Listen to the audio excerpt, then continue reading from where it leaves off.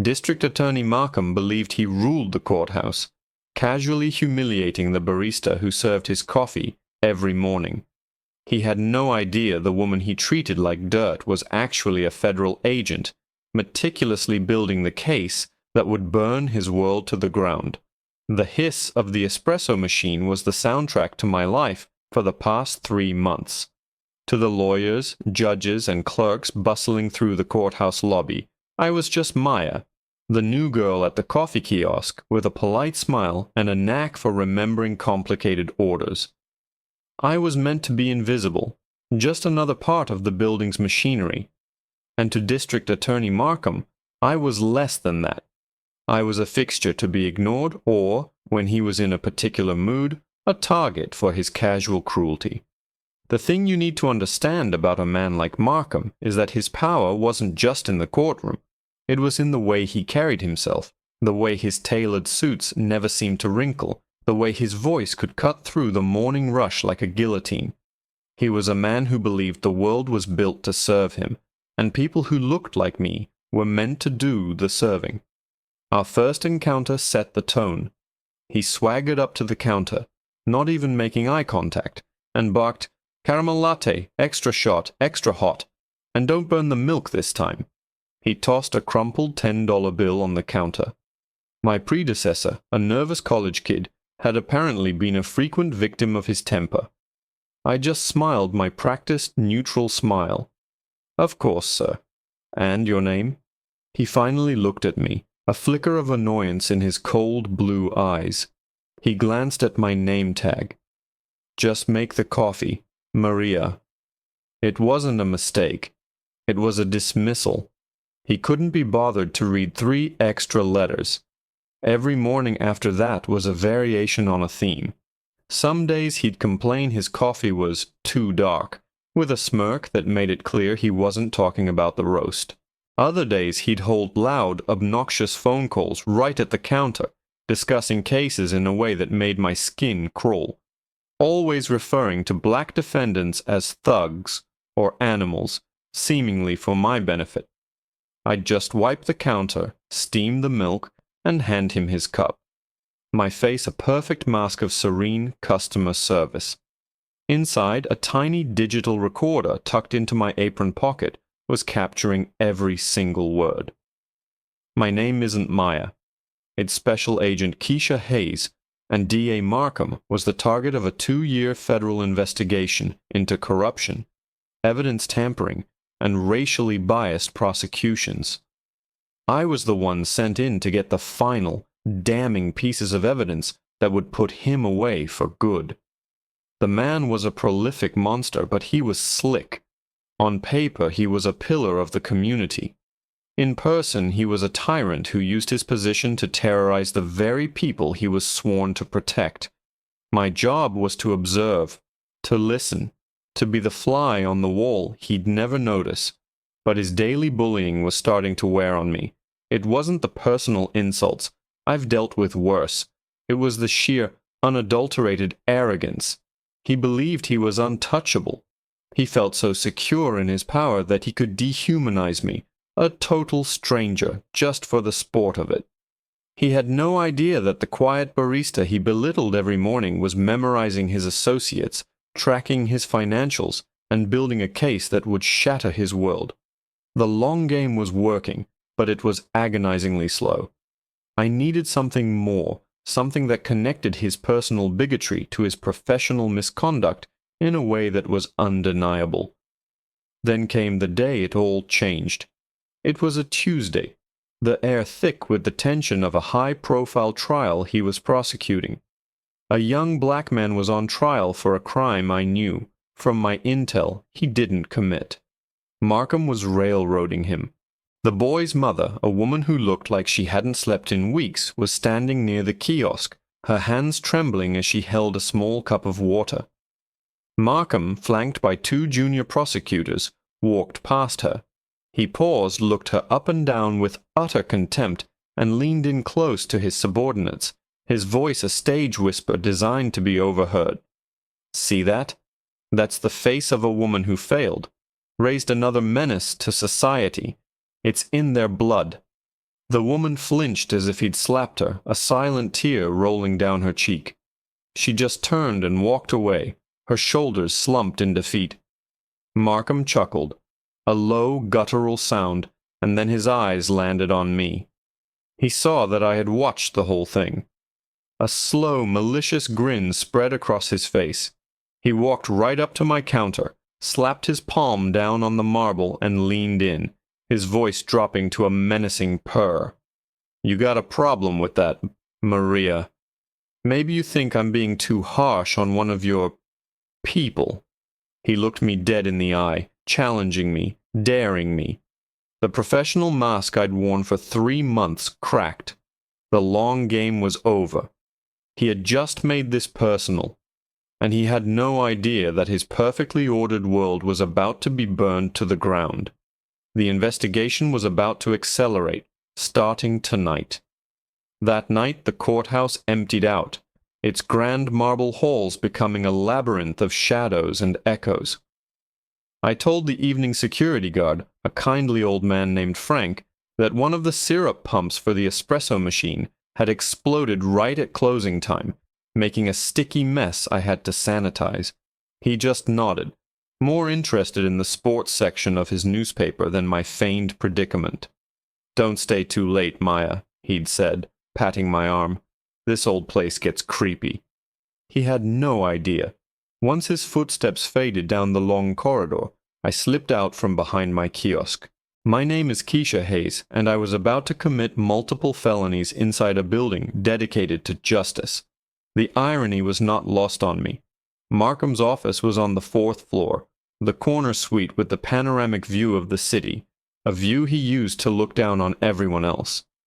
The cleaning crew had already made their rounds. The silence was absolute, broken only by the soft whisper of my rubber-soled shoes on the polished floor. His door was locked, a standard commercial-grade lock that a rookie could pick in under a minute. It took me 34 seconds. I didn't turn on the lights. Using a small specialized penlight, I scanned the room. It was exactly as I'd imagined, ostentatious and self-aggrandizing. A massive mahogany desk, walls covered in plaques and photos of him shaking hands with senators and police chiefs. A shrine to a false idol. My team had already swept the office for bugs and hacked his computer systems remotely months ago. We had his emails, his call logs, his financials. But that was all circumstantial. The kind of evidence a shark like Markham could explain away with a team of high-priced lawyers.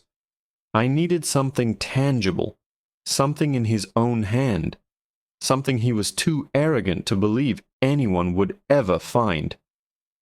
My eyes landed on the antique liquor cabinet in the corner. It was gaudy, out of place, a peacock piece. Men like Markham love secret compartments. They feed their sense of superiority, their belief that they're smarter than everyone else. I ran my fingers along the intricate woodwork, feeling for a seam, a catch, a hidden button. Nothing. I moved to the bookshelf, filled with leather-bound law books that looked like they'd never been opened. I pulled a few, tapping the wall behind them. Hollow. Bingo. A section of the bookshelf swung inward with a faint click, revealing a small keypad-locked safe. This was unexpected, but not a problem. My agency had provided me with a device that could cycle through common PIN codes and exploit firmware vulnerabilities. It was slow work, the device emitting a series of quiet, patient beeps. Every sound was a cannon blast in the silence. My heart hammered against my ribs, not from fear but from anticipation. After what felt like an eternity, a soft green light flashed. The safe was open. Inside there wasn't cash or a weapon. There was just one thing. A simple, black, leather-bound journal. The kind a person might use for their private thoughts. I carefully pulled it out, my gloved fingers tracing the embossed initials on the cover. D.A.M. Daniel Allen Markham. I opened it to a random page. My blood ran cold. It wasn't just a journal, it was a ledger, a detailed record of his corruption. He had his own shorthand, vile and racist. Next to the name of the young man from the trial that morning, he'd written, Jamal Rivers, another roach, offer 15, no deals. Evidence is thin, but jury sees the skin. Easy win. Page after page was filled with the same poison. He detailed how he'd instructed his team to bury exculpatory evidence for minority defendants, how he'd pushed for maximum sentences, all while referring to them with a sickening catalogue of slurs. This was it. This was the smoking gun. This was the Rosetta Stone to his entire criminal enterprise. I pulled out my phone, its camera modified for high-resolution document scanning, and began to photograph every single page. I was halfway through when I heard it. A faint jingle of keys from down the hall, then footsteps.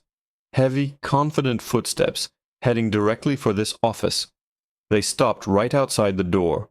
I froze, the journal still open in my hands, the phone's light illuminating the hateful words on the page. The doorknob began to turn. My body moved on pure instinct, a silent flow of trained motion. In the split second before the deadbolt fully turned, I slid the journal back into the safe, snapped it shut, and dove under the colossal mahogany desk. I tucked myself into the deep knee-hole, pulling the heavy leather chair in slightly to mask my presence. I held my breath, my entire world shrinking to the sliver of dusty carpet I could see and the frantic thumping of my own heart. The office door opened, flooding the floor with light from the hallway. I heard the familiar self-important sigh of District Attorney Markham. He wasn't alone. Another set of footsteps, slower, heavier, followed him in. The door clicked shut, plunging the room back into near darkness, save for the ambient glow of the city through the massive window. "Are you sure we should be discussing this here, Dan?" a gravelly voice asked. I recognized it instantly. Judge Miller. He was presiding over the Jamal Rivers case, and he was in on it. My recorder, still active in my apron pocket, was capturing gold. "Relax, Walter." Markham's voice was smooth, arrogant. "This is the most secure place in the city. My little fortress." I heard the clink of glass and the glug of pouring liquid. He was at the liquor cabinet, just feet from my hiding place. I just needed to double-check my notes on the Rivers kid before tomorrow's closing arguments, make sure we're aligned. There was a pause, and then I heard the faint whir and beep of the safe's keypad. My blood turned to ice. He was opening it. He was going for the journal. "You and your damn ledger," Judge Miller grumbled. "You should have burned that thing years ago." Markham chuckled. "And throw away my insurance policy? No, thank you. This little book ensures everyone stays loyal. It reminds me of all our little victories." I could hear the faint rustle of pages. He was looking at it. Had I put it back exactly as it was? Was the spine crooked? Was there a smudge from my glove?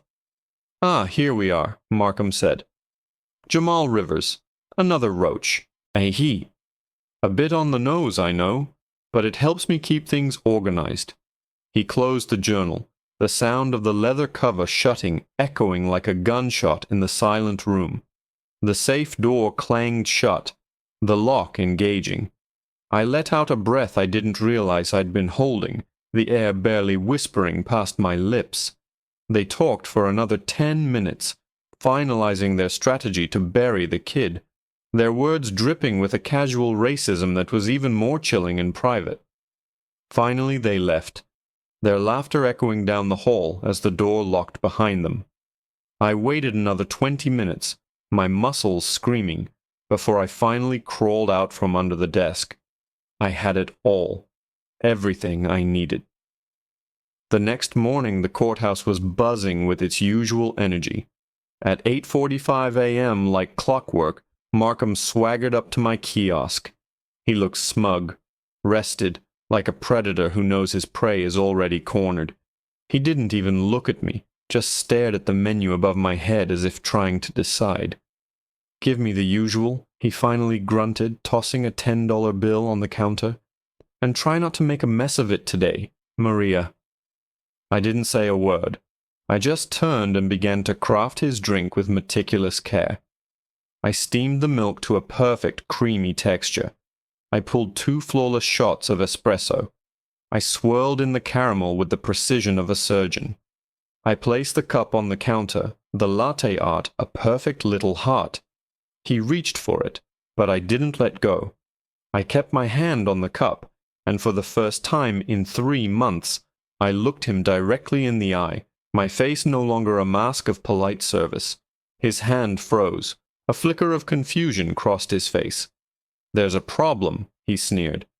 "No problem at all, District Attorney Markham," I said, my voice clear and steady, all traces of Maya gone. "Daniel Allen Markham." His eyes widened slightly at the use of his full name. I leaned forward, my voice dropping to a low, conversational tone. "I just wanted to make sure your coffee was perfect today. After all, it's going to be a long morning for you. A long day of answering questions. Questions about your little black ledger. The one you call your insurance policy." His face drained of all color. The smugness evaporated, replaced by a ghastly pale shock. He looked around wildly, as if expecting to see news cameras. What are you talking about?" he stammered, his voice a hoarse whisper. "I believe you know exactly what I'm talking about," I continued, my grip on the cup still firm. "I'm talking about Jamal Rivers, a young man you referred to as what was it? Oh yes, a roach." At that moment, 2 men in dark suits stepped up on either side of him. My supervisor, Agent Johnson, flashed his badge.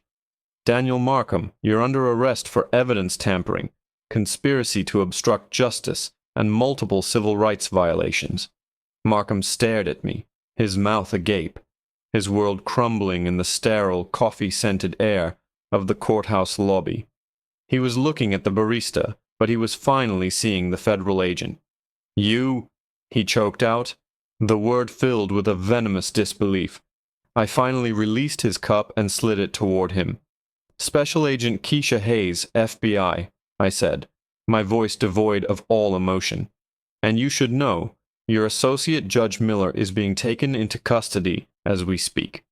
They cuffed him right there, in front of the morning rush of lawyers and clerks who had feared him for years.